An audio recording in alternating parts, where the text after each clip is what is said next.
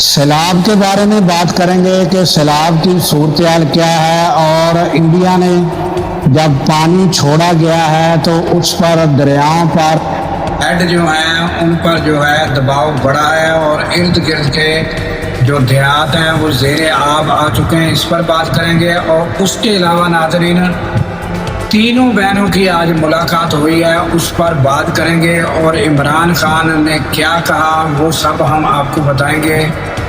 اس کے علاوہ ناظرین، شہباز شریف نے بین الاقوامی طور پر بھی امداد طلب کر لی ہے، تو یہ اس پر بھی ہم بات کریں گے۔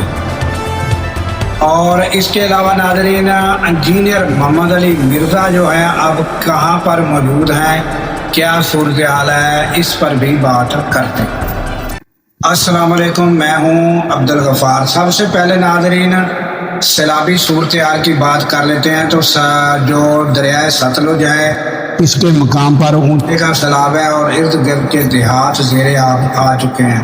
اس کے علاوہ شکر گڑھ اور اس کے علاوہ راوی اور ان پر جو ہے وہ جو اونچے درجے کا سیلاب، اور ارد گرد کے دیہات جو ہیں زیر آب آ چکے ہیں۔ اور ناظرین، شہباز شریف ہیں، انہوں نے کہا ہے کہ بین الاقوامی طور پر بھی انہوں نے کہا ہے کہ کلائمیٹ چینج کی وجہ سے جو حالات ہیں اس کے لیے انہوں نے طلب کر لیا ہے۔ تو ناظرین، یہ تازہ ترین حالات ہیں، اور ہیڈ گنڈا سنگھ کے مقام پر بھی سیلاب ہے، اور پنجاب کے جو بھی ہیڈ ہیں ان پر بہت پانی کا دباؤ اور اونچے درجے کا سیلاب، اور ارد گرد کے متعدد دیہات زیر آب آ چکے ہیں، اور ان کو نقل مکانی اور حکومت کی طرف سے ریسکیو کر کے دوسری جگہ منتقل کیا جا رہا ہے، اور ان کے جو جانور ہیں ان کو بھی منتقل کیا جا رہا ہے۔ پورا سامان لوگوں کو دوسری جگہ پر منتقل کیا جا رہا ہے، اور متعدد گاؤں جو ہیں اس ٹائم پانی کے زیر آب آ چکے ہیں۔ تو ناظرین، یہ تازہ ترین سیلاب کے حوالے سے۔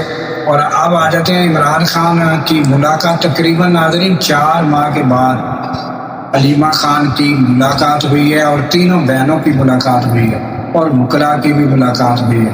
تو اس پر جو عمران خان کو جب حالات سے آگاہ، ان کو تو کوئی نہ اخبار کی رسائی تھی نہ حالات سے آگاہی تھی، تو تھوڑے سے وقت میں حالات سے آگاہ کرنا، اور اس کے بعد پھر ان کا رسپانس اس پر لینا، تو محدود وقت میں یہ سارا کچھ ہوتا ہے۔ تو ناظرین، ان کو جب سارا کچھ بتایا گیا تو انہوں نے پہلے تو ہائی کورٹ، سپریم کورٹ، عدالتوں کے بارے میں کہا کہ یہ جو کچھ بھی ناجائز ظلم، لاقانونیت، انسانی حقوق کی پامالیاں، اور ملک میں جو ہے انصاف جو نہیں مل رہا، تو یہ سارا کچھ عدلیہ کی وجہ سے ہے۔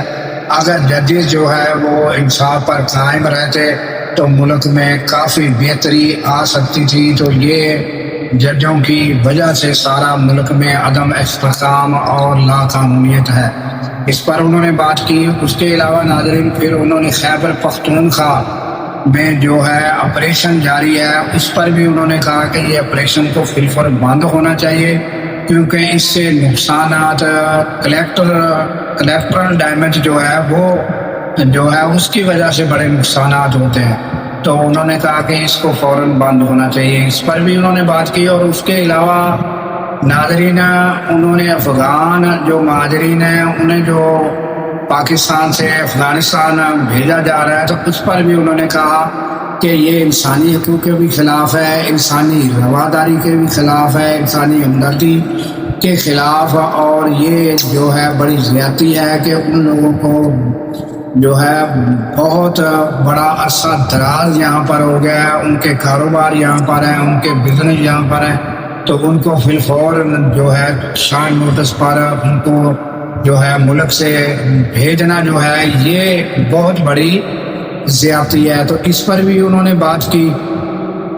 تو یہ عمران خان کے حوالے سے ناظرین، اور تینوں بہنیں بڑی خوش تھی، اور انہوں نے جو ہے علیمہ خان نے باہر آ کر یہ جو ساری تفصیل میں نے آپ کے سامنے رکھی ہے، یہ علیمہ خان نے باہر آ کر یہ بتائی ہے۔ تو اس کے علاوہ ناظرین ان کو کتابیں جو ہے وہ بھی دے دی گئی ہیں عمران خان کو، اور صحت کے حوالے سے بتایا گیا کہ عمران خان کی صحت بالکل ٹھیک تھی۔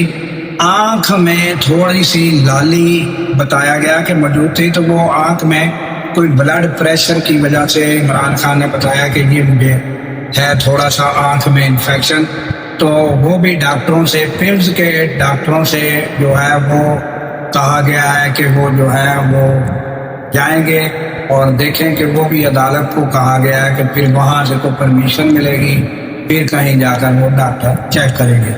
تو یہ تازہ ترین اپڈیٹ تھی۔ اور ناظرین جو سب سے بڑی خبر تھی وہ یہ تھی کہ انہوں نے کہا کہ قومی اسمبلی کی قائمہ کمیٹیوں سے آپ نے نکل آنا ہے اور استعفے دینے ہیں، تو آپ ان قائمہ کمیٹیوں سے باہر نکل آئے۔ تو یہ سب سے بڑی خبر جو عمران خان کا جو بڑا آرڈر پی ٹی آئی کے لیے تھا وہ یہ تھا۔